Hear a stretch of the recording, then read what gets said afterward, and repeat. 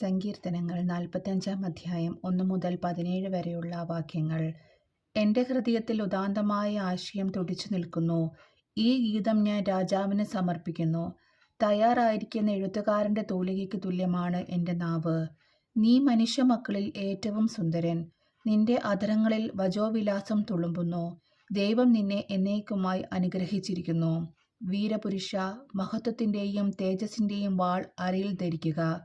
സത്യത്തിനും നീതിയുടെ സംരക്ഷണത്തിനും വേണ്ടി പ്രതാപത്തോടെ വിജയത്തിലേക്ക് മുന്നേറുക. നിന്റെ വലതു കൈ ഭീതി വിതയ്ക്കട്ടെ. രാജശത്രുക്കളുടെ ഹൃദയത്തിൽ നിന്റെ കൂരമ്പുകൾ തറച്ചു കയറും. ജനതകൾ നിന്റെ കീഴിൽ അമരും. നിന്റെ ദിവ്യസിംഹാസനം എന്നേക്കും നിലനിൽക്കുന്നു. നിന്റെ ചെങ്കോൽ നീതിയുടെ ചെങ്കോലാണ്.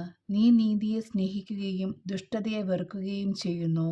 ആകയാൽ ദൈവം നിന്നെ മറ്റുള്ളവരിൽ നിന്ന് ഉയർത്തി ആനന്ദത്തിൻ്റെ തൈലം കൊണ്ട് അഭിഷേകം ചെയ്തു.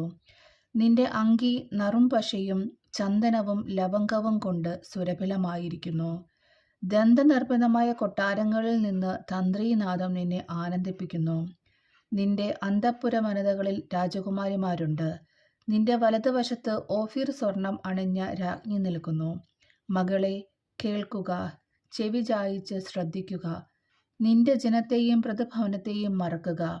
അപ്പോൾ രാജാവ് നിന്റെ സൗന്ദര്യത്തിൽ ആകൃഷ്ടനാകും. അവൻ നിന്റെ നാഥനാണ്, അവനെ വണങ്ങുക. ടയർ നിവാസികൾ നിന്റെ പ്രീതി കാംക്ഷിച്ച് ഉപഹാരങ്ങൾ അർപ്പിക്കും.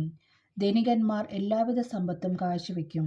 രാജകുമാരി സ്വർണ്ണക്കസവ് ഉടയാട ചാർത്തി അന്തഃപുരത്തിൽ ഇരിക്കുന്നു. വർണ്ണശബളമായ അങ്കി അണിയിച്ച് അവളെ രാജസന്നിധിയിലേക്ക് ആനയിക്കുന്നു. കന്യകമാരായ തോഴിമാർ അവൾക്ക് അകമ്പടി സേവിക്കുന്നു. ആഹ്ലാദഭരിതരായി അവർ രാജകൊട്ടാരത്തിൽ പ്രവേശിക്കുന്നു.